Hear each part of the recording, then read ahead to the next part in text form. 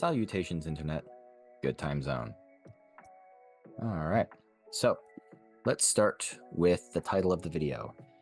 Despite having spent the last 3 episodes working towards leaving the Earth, we are returning to the Earth for Keplerian Elements, which is a set of orbital elements. You will find that there are multiple sets of orbital elements. I've had the pleasure of using, I think, just 2. But the most common one to use is going to be the Keplerian Elements. We'll get to that in a second. The reason why we're doing it in this order is because I'm following my notes.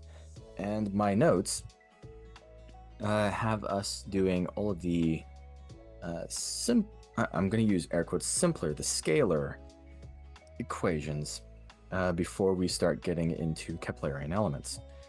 And I also wanted to push it back as long as I could because Keplerian Elements kind of confuse me sometimes, and that's just because I keep mixing up a couple of the terms. Hopefully by my putting this into a video form and actually deriving it for everyone, that will get it ingrained in my mind, and hopefully it will stick a lot better in your mind than it had been in mine previously.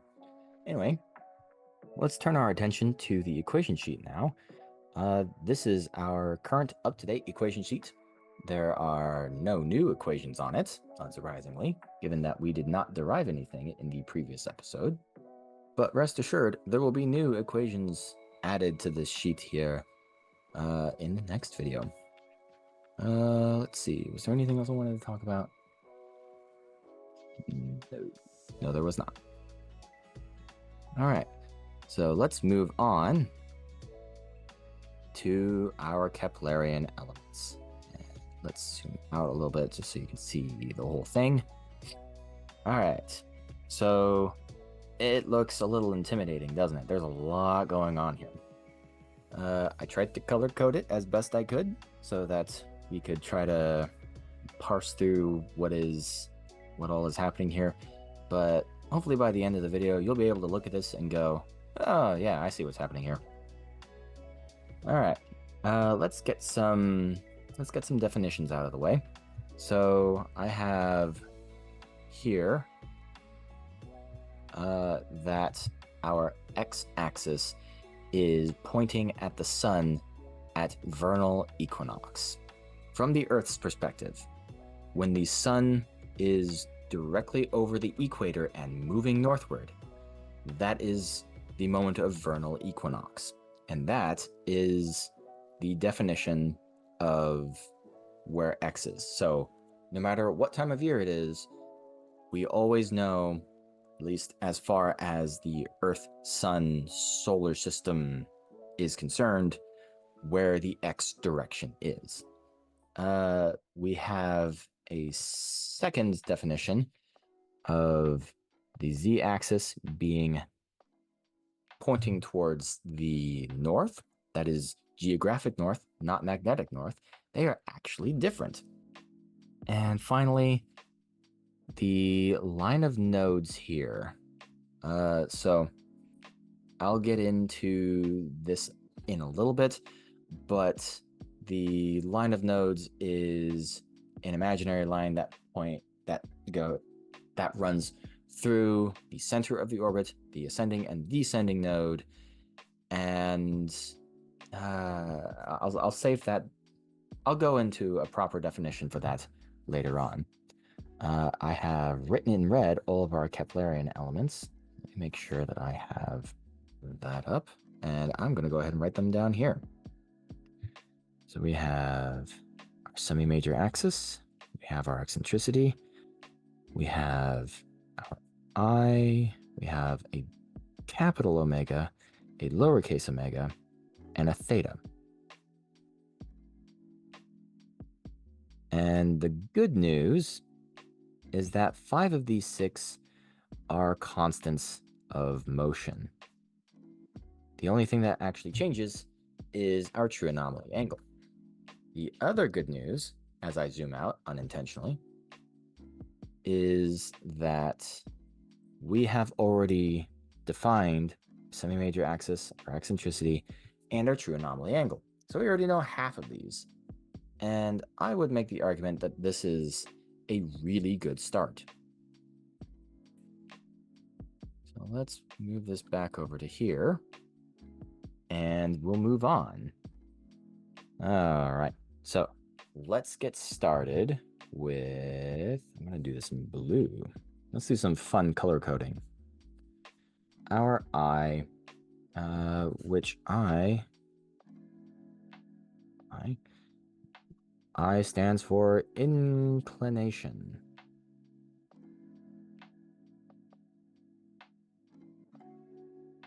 So,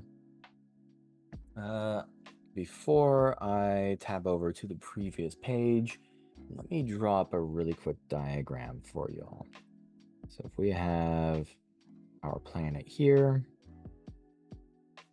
we'll make it the Earth, why not?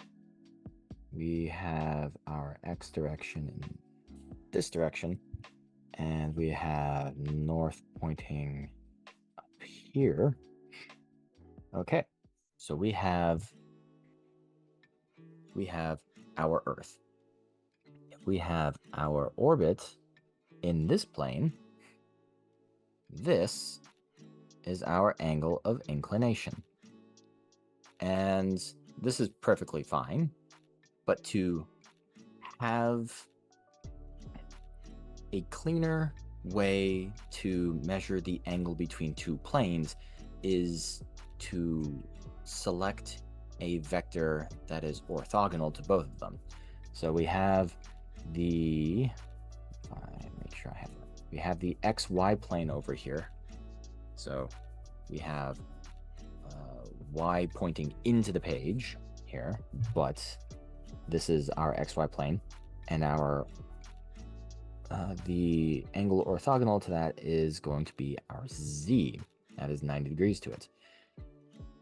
For our inclined plane here, our inclined orbit, the angle that is orthogonal to that is our angular momentum. So we can measure the angle of inclination right here. And from an equation standpoint, so let's see, if we can make an angular momentum vector, then we can have a z component to it. Okay, and then that's one leg. Here's the hypotenuse. That sounds like a job for cosine. Hz over the magnitude. If I make my h look a little bit more like an h. There we go. And then solving explicitly for our inclination, we have the arc cosine of hz over the magnitude of h.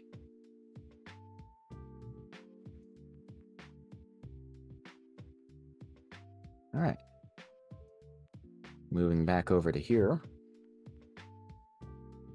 we have, it's kind of tricky to draw it on a two-dimensional surface like this, but I think I did a pretty good job. We have the XY plane and the inclination angle pointing, and the inclination pointing to the difference between our orbit and the XY plane. Cool. That wasn't too bad. All right. Our next one, capital Omega. This is going to be fun. This is going to be the right ascension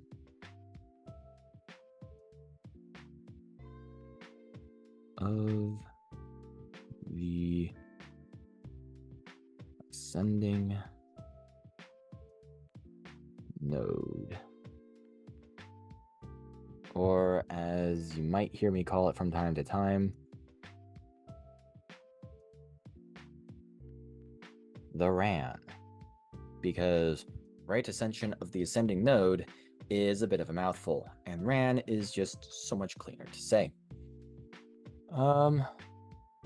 So let's go back over to here, because now it's time to properly define the line of nodes and the ascending node and descending node.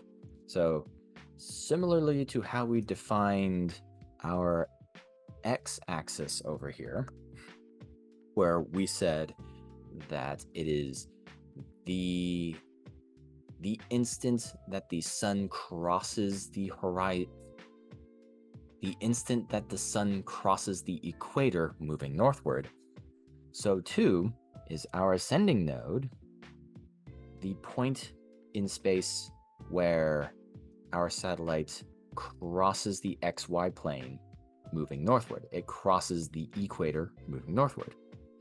And similarly, the descending node to move into the southern hemisphere.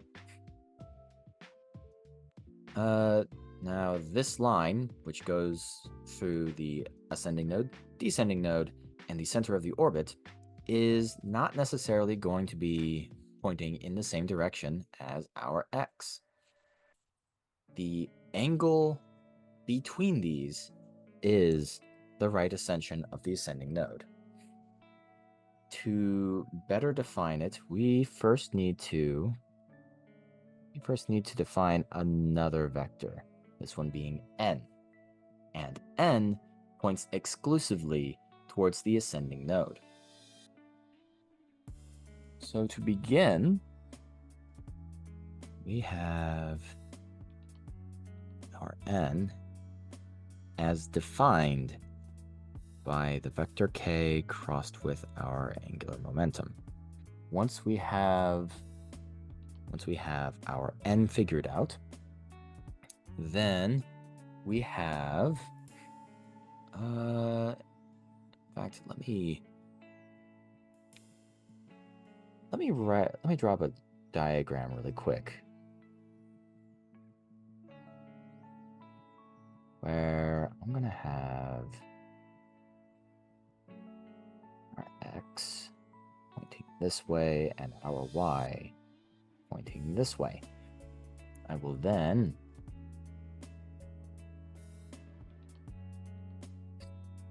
it's not great, but it'll do.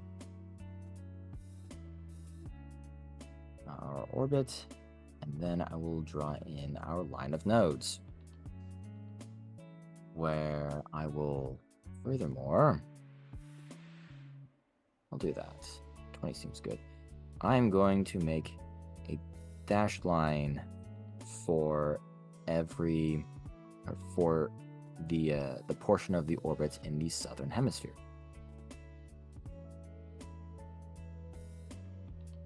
All right. Back. All right. This is our omega. And as a reminder, this is our vector n. Once again, we have an issue of our n here has an x component, and that is one leg of our triangle with n. So, for the sake of completeness, the cosine of omega is going to be n sub x over the magnitude of n. You see why I wanted to make the angular momentum look more like an h. Solving explicitly for our ran, our cosine of n sub x over the magnitude of n.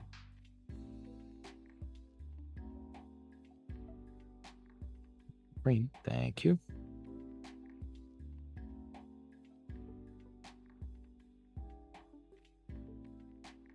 And yep, it's pretty well established here.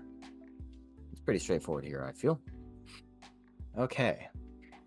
Now for a slightly trickier one, and the reason why this is tricky is because I can't cleanly draw a diagram for this one. So we're going to have to look at the diagram that I have written here that includes everything else.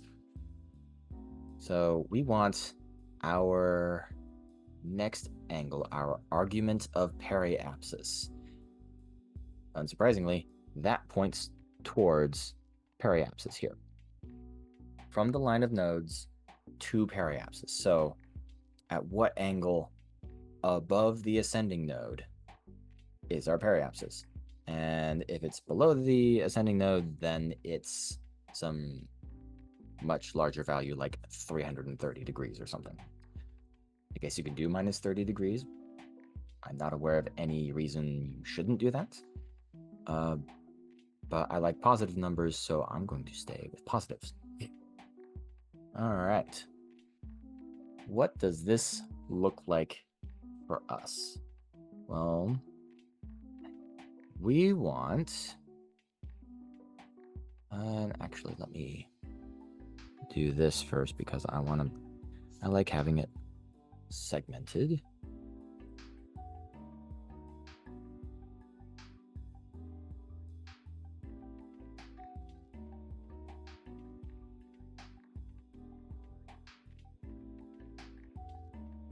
Give me the periapsis. All right, like having it segmented.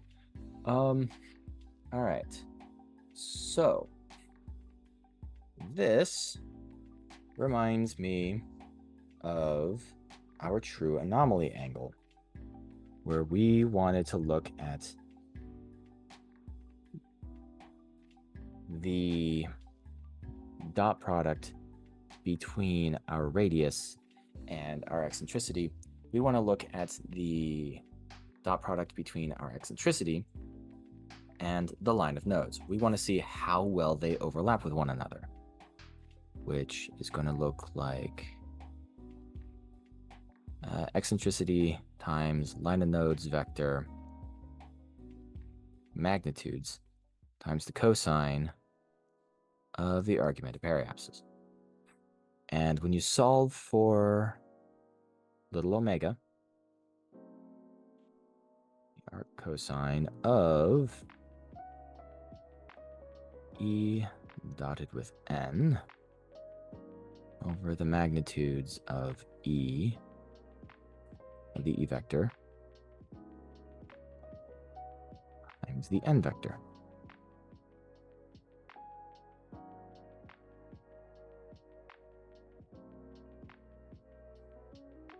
And there you have it. There is your argument of periapsis. Let's do a quick recap for theta, our true anomaly angle.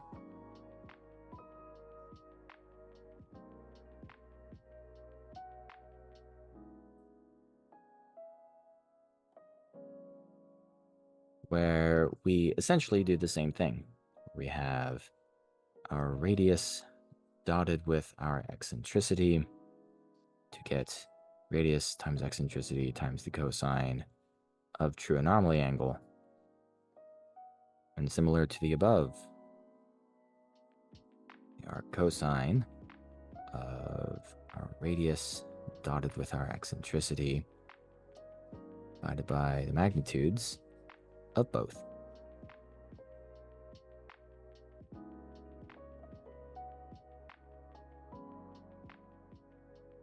So, more so a reminder, I suppose. And there is something that I want to point out that I think is most easily pointed out by means of an example. So if you will excuse me for just a moment, I will do that. All right, the example is set up. I have decided to be extremely nice to y'all, and we are not going to rederive our semi-major axis eccentricity or true anomaly angle again. I mean, we can, but that'll take a lot more time. So we are instead going to start with our inclination. And inclination is going to be our arc cosine of the z component of our angular momentum, which is 87,481, divided by the total magnitude of our angular momentum, which is 87,481. All right, well, this will definitely get us a unique value, won't it? A unique value of 0 degrees. So if I put that in here, let's go ahead and do that. All right. So now we need to make our line of nodes. So our n is equal to I, and it is the cross product of k, which is going to be 0, 0, 1. And I'll do j vector and k vector. And our angular momentum, which is 0, 0, 87,481. Okay. So taking the cross product of this, we're going to get something that looks like that's 0 minus 0. Okay. That's 0 minus 0. And yep, sure enough, 0. All right. And now we have a problem, because our line of nodes is not a line, it is a null vector. And this is what I wanted to demonstrate. Our angular momentum, as I have it written here, is aligned with the z-axis, which means that there is no inclination. Because there's no inclination, there's no line of nodes. And if there's no line of nodes, then there's no RAN or argument of periapsis. Instead, these two values are undefined.